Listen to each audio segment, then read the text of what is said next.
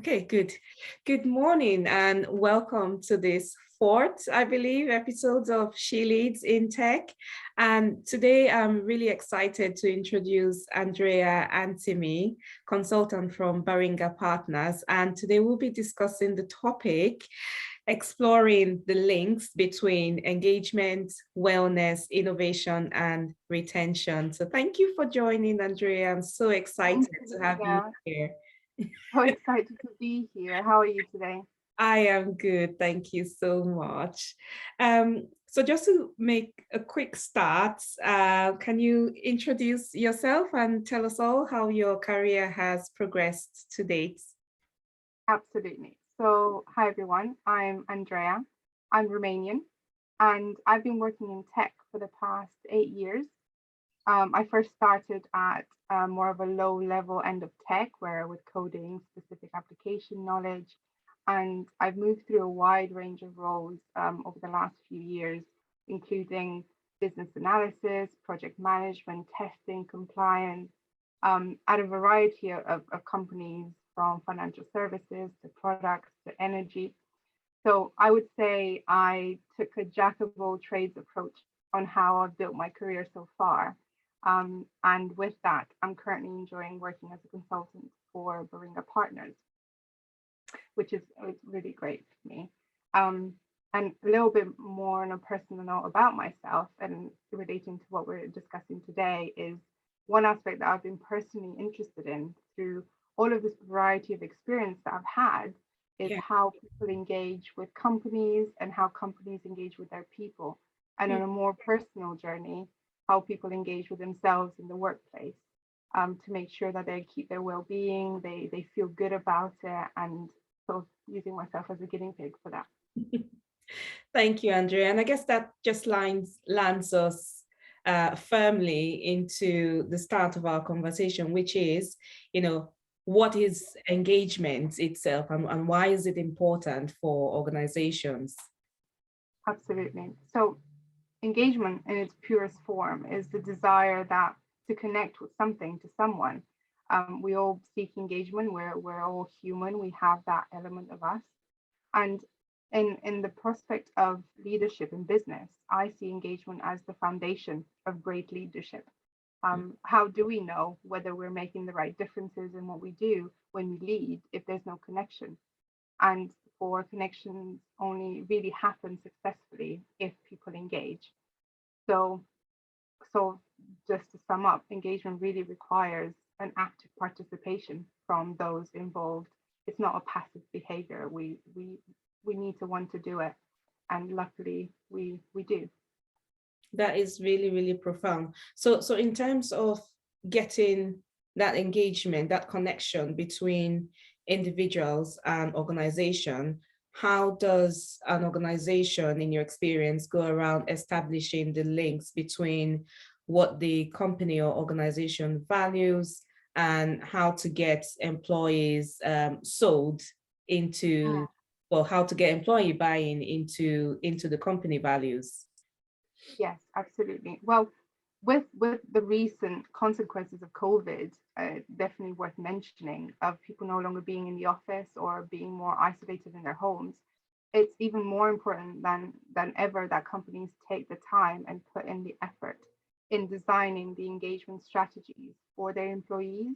Mhm. And that those really need to be more than just an order to be more present in the office. Yes, physically, some being somewhere allows people to have more conversations naturally, but I think it's a company's responsibility to do more than that. And one thing that I've been looking into for a while and have been implementing in my current team for the past year is the necessary link between how companies or teams set their forward strategy and how people engage with it, and really bringing in the company's values into it as well. So we the way that I looked at it was that there was a need to rethink how strategy is written, the Mhm. language we use to ensure that everyone can understand it and align to it. How many strategy documents would someone read before they go, sorry, I need to read that again before Yeah, I because understand quite what it tells. often there's a disconnect, isn't it, where the guys at the top who architect the company vision and strategy probably have a level of clarity on what they want to achieve. But by the time it cascades down, there's that real difficulty to understand how that translates for, you know, the person building the code. You know, it becomes a bit too ambiguous.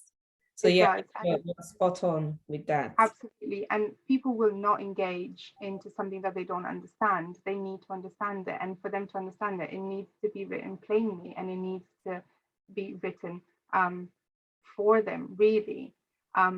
And another example of how that can be done is there was a need to involve the team from the initial stages to ensure that, you know, the priorities set or the elements of the strategy were familiar to everyone from the beginning.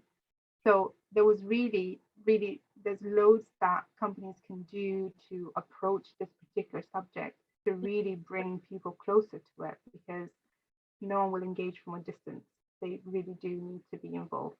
But then that said, you know, there also is a need and a request for those people to be involved, to take the step towards it as well.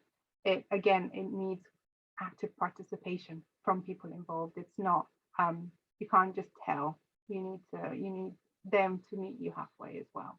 Yeah, and I guess in the tech space we're in, there's really that need to merge those two understanding between, you know, the requirements that are driving the business versus what employees understand to be their remit. And I guess I'm just trying to think from my background as a test, you know, as a test engineer and a test manager is, you know, I could go into the lab, there's a specific requirement, I test that, and that company vision or ethos might not necessarily be at the forefront of what I do on a day-to-day basis. So how do businesses or organizations strike that balance between that strategy perspective versus what the technical delivery is?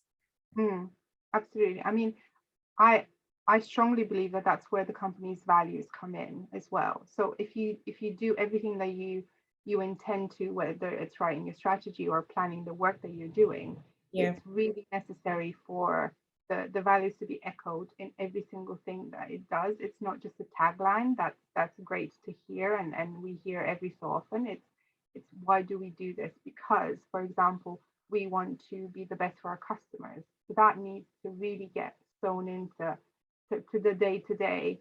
And I think this is where leadership and the roles of leaders also come in, because there's a responsibility there where we remind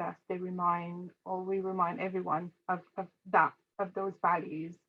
So I think there's a responsibility on the leaders in companies to always be having that in their forefront when doing any of the day-to-day as well. So it does sound like there's a need for leadership, not just to tell those values, but to actively cascade and communicate the values in a way that it flows seamlessly through the organization. But in terms of taking that step from a senior leadership, and I'm talking particularly about big organization with probably maybe thousands of employees in the business, how does that gap, how do they work to close that gap, really? Because you could have the MDs and CEO right at the top, and then, you know, typically you would have engineers in the field, or, you know, at the bottom of the organizational chart. So how does that work? Is there some sort of leadership or advocacy model that can be applied to support that cascading of value through the different levels of the organization?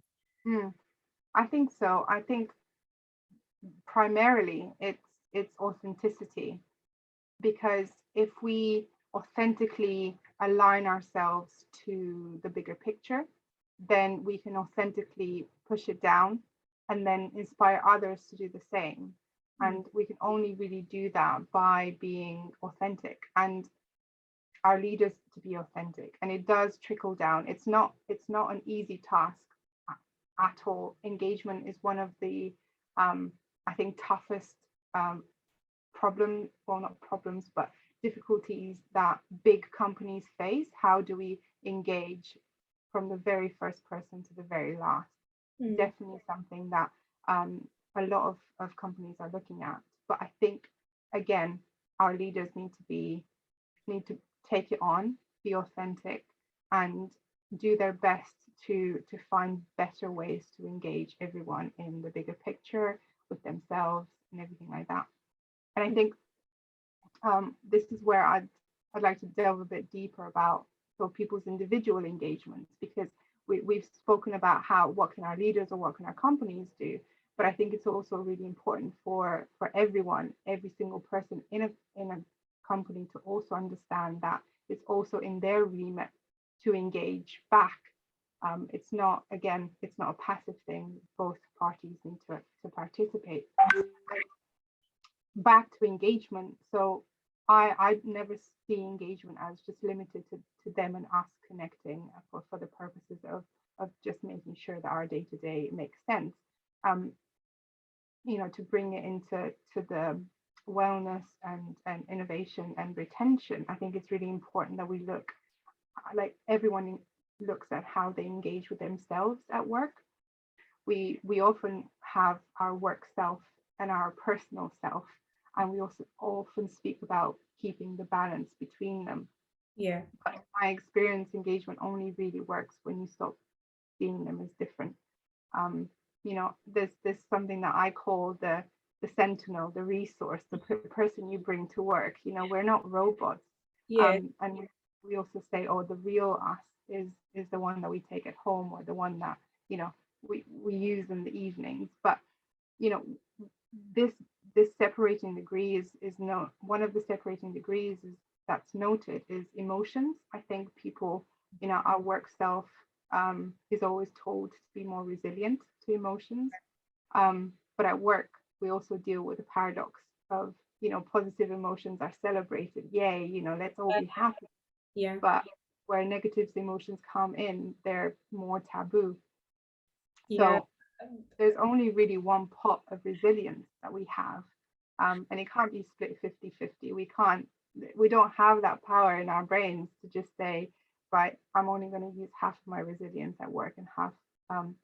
What ends up happening most often is that we use all of it on one side, and then we don't have enough for the other, and it just becomes frustrating. And in the longer run, no one really wants to engage with things at work when their pot of resilience is being used up. So that's definitely something that's really important to think as an individual, in knowing how can I feel better at work, really.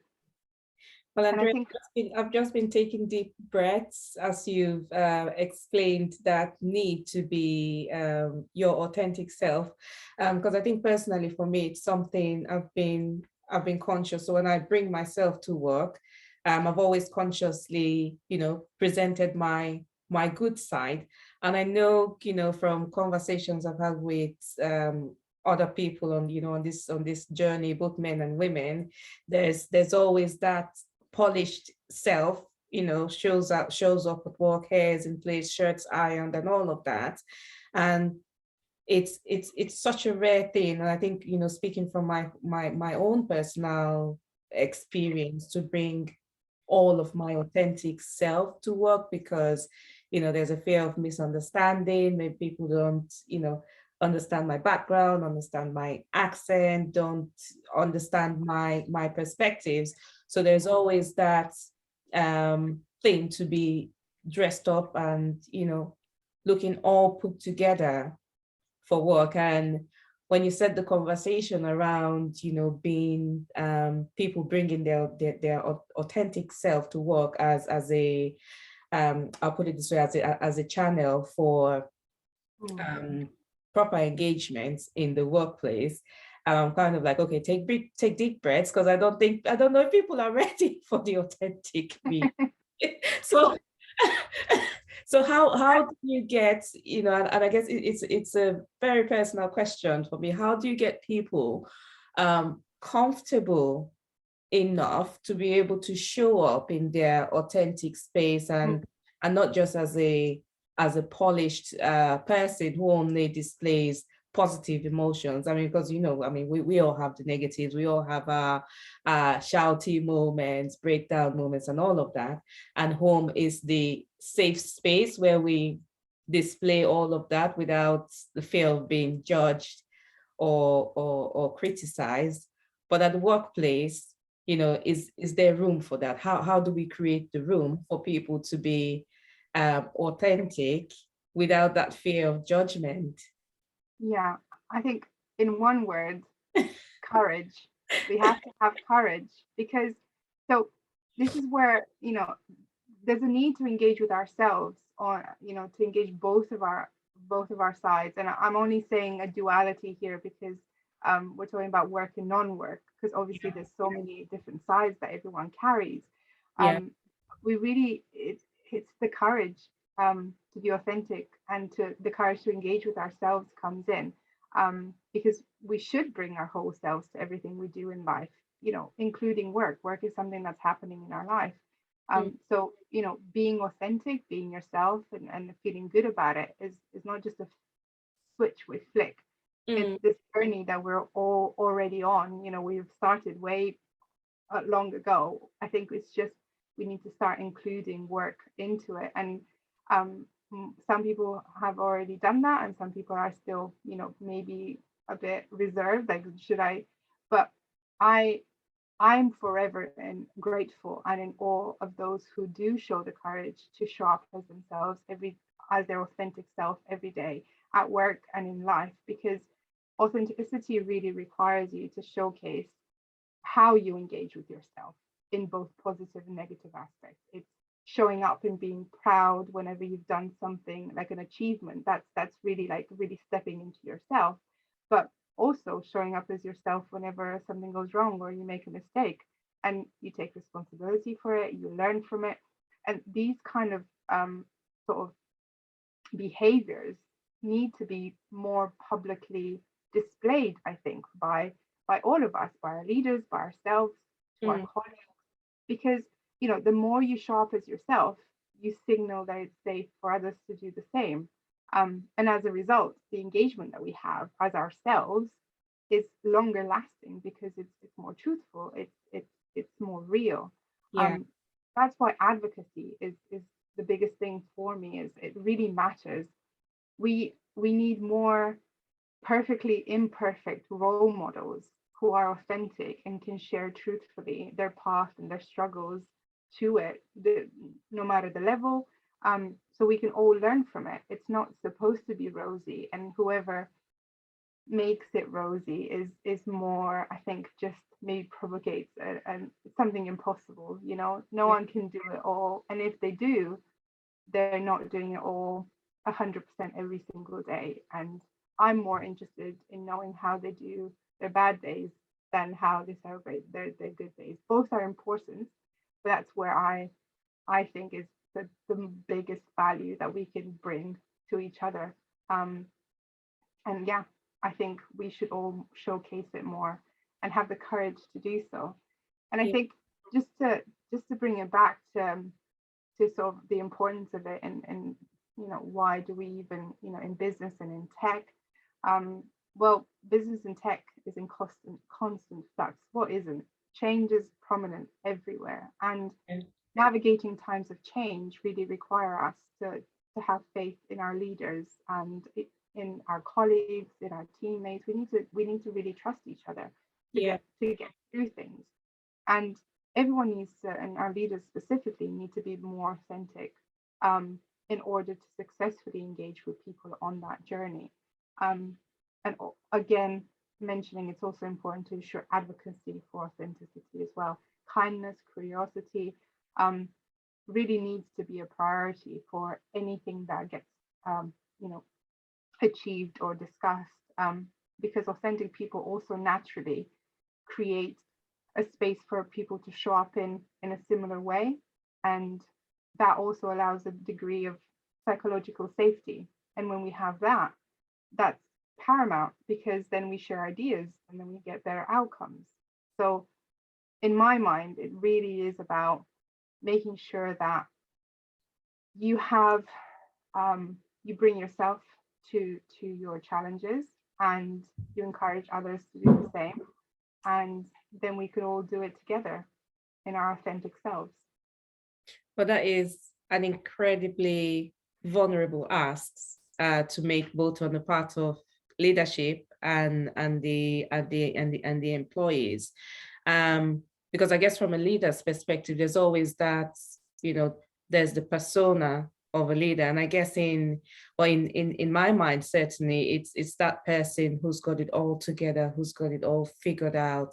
And, they haven't got all of the personal or maybe career concerns that I've got. So in being vulnerable, there are layers of that individual that is stripped back for people to see.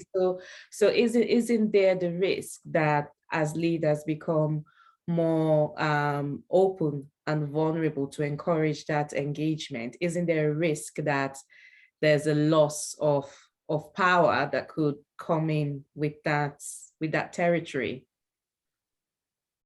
I can see how that could be one of the first things that do pop into people's minds, because I think we associate the breaking of our barriers to maybe weakness or the loss of our own power. But I personally believe that showcasing our vulnerability in a safe space, it is a show of our own power. Because if we don't have that courage, if we don't have that power to do that, then yeah, we probably don't get as deep and as long lasting engagement or results whenever it comes to it. Yes, it's scary, and yes, many will echo that got no place in business.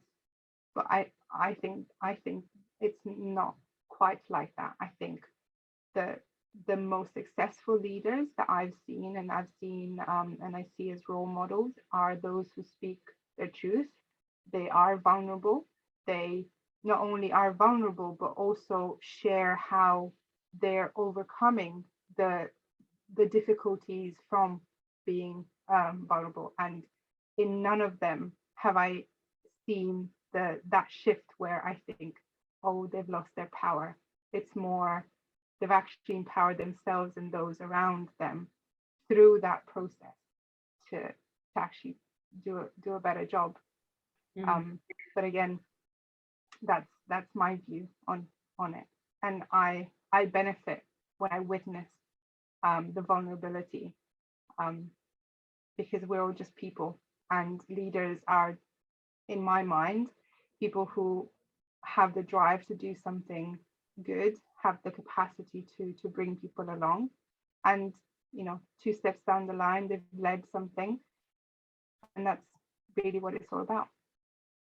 Good, thank you, Andrea. So on that journey, what can companies look to do to protect individual wellness in the workplace? Yes, well, wellness and well-being is a hugely important thing, because as you mentioned, being vulnerable it's uncomfortable. It's not, and it's not to be taken lightly as well. We really do need to look after ourselves. And actually being our authentic selves also allows us to better manage our well-being at work. We can set better boundaries, we can feel better about them, and really bring ourselves to that with exactly what we need. And on the same topic of vulnerability, I personally carry a degree of sensitivity in how I show up as myself every day. It is scary. And I have been told over the course of my career so far that being sensitive or vulnerable doesn't really have a place in business, but I still disagree. I choose to show up every day courageously in my sensitivity, as it gives me the strength and power to make true connections with my clients, with my colleagues, and in turn allows me to just be my full self and not save sensitive Andrea till 5 p.m.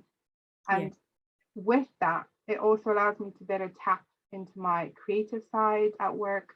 It allows me to, gives me a bit more power to innovate, to reform, to make positive change, all the things that only really come from tapping into a side of me that maybe wouldn't necessarily or traditionally be seen as the thing to do at work.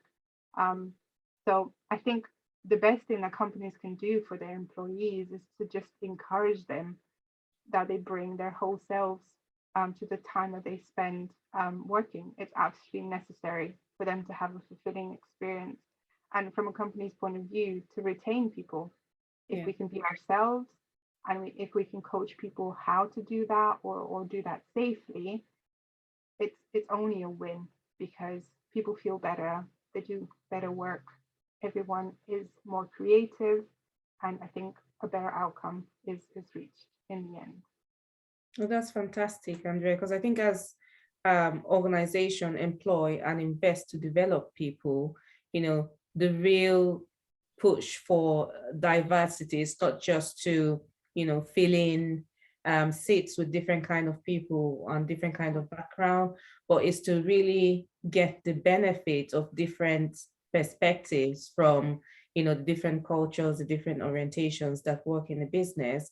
And as you say, if people feel their creativity is stifled because they pretty much have to fit into a straight jacket as soon as they walk into the door at the office, then businesses don't get the benefit of that creativity and innovation that would flow from that. And I guess as a consequence, then there comes the lack of retention that is likely to follow if people are unhappy in the work that they do on a daily basis. And just permit me to go on a little bit more, because I talked about, as I mentioned the word retention and people leaving the business, that phrase around the great exodus driven by COVID sprang back to mind. And I just wanted us to explore a little bit that link and that place really where COVID has driven all organizations. So all organizations have in the last 2 years been, I would say, forced, because it was something driven by COVID to adopt remote working. So I just wanted to ask, in your opinion, how that has affected the balance between engagement and wellness, because there's been a whole host of articles, right, on companies who are like Facebook and Google, who are fully supportive of remote working and continuing to do so. But then you've got the other range of spectrum of other companies that still don't support remote working and are looking to get people back into the office as soon as possible. So just try to phrase my question in terms of COVID engagement and wellness.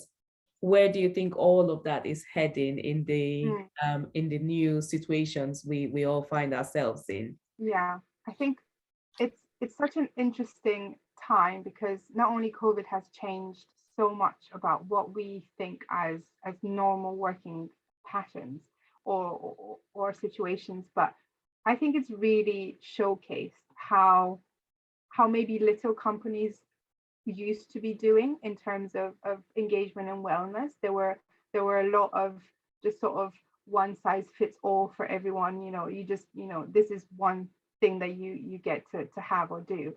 And I think now companies need to think a bit more and do a better job at really creating some more maybe bespoke engagement strategies on how to engage everyone where they're at, because I think COVID and people not working in the office has also allowed people to maybe check in with themselves a bit more and say, okay, what do I need from this job? And we've seen loads of articles in flux about how when it no longer fit people did leave because they're like, I no longer can subscribe to this.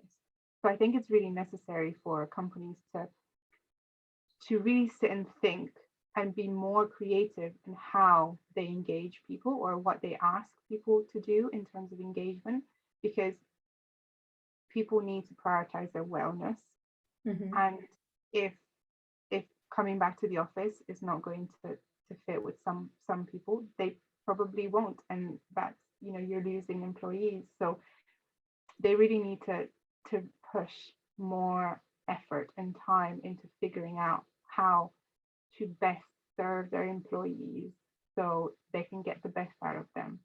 Um, it's a catalyst. COVID is a catalyst for that, and loads of the tech companies have done that. How much tech has sprung to allow us to work remotely. They've really like put loads of time and effort to making that happen. Mm. And I think individual companies need to do the same with their uh, in yeah with their Yeah. engagement and Yeah. well-being. And I guess COVID has been that true litmus test of how Yeah. engaged people are, right? So with all of us working in different locations, I think it's been that rude shock to see how Mm. the company communicates, and really how people take ownership and implement those values in their everyday workings while they're outside of the office community. So I think COVID has been a great litmus test to test that engagement strategy and approach. And I would hope that many companies are, as you said, reviewing their strategy, having been through this period of learning to see what works and what doesn't work, and of course coming up with new ways to engage and connect with Mm. people Yeah. regardless of where they're working. So Yeah, and just to add to that, just because I haven't I didn't mention it, but it's, to the base of that, you need to talk to your employees and find out what they want and what they need for you to create this. It's not going to be a black box exercise where you're sitting there trying to figure out, what next. You yeah. really need to start that conversation a lot more deeply, and you need to encourage everyone to be authentic and really be truthful about what they need and what they want, so you can actually put something that benefits everyone. So I would say, this is the tagline, they need to listen, well, ask first and then listen. Thank you, Andrea. So we've gone on slightly longer than I hope that we would. So I'm going to try to start to draw the conversation to a close. And I've got two questions to finish for you. The first part is, what advice would you give to other women looking to take up leadership positions in the tech industry? And the second is, what strategies would you recommend to other tech companies looking to evolve their engagement and wellness strategy? Mm, great questions. I think for the first one, so what advice would I give to other women taking up leadership roles in the industry in tech? I would say, as a woman who wishes to be in that position as well, grow the courage that you need to bring your whole self to the role of the leader, the good, the bad, and the ugly. Your truth will allow others to connect and to follow. It's true in life. It's true in work. It's no different. It Build that courage in yourself and take it forward. It'll serve you best. I think it's what I see and what I admire in people, and I hope that that's what others admire as well. And then secondly, strategies to recommend to tech companies. I would say, as just to echo again, take the time and effort to involve people in the creation of the engagement or well-being strategy. You really need their voices in it. It needs to come from them. And for that to happen successfully, again, companies need to ensure that their culture allows people to bring their authentic self to the equation. Um, so yeah, they need to do a bit more.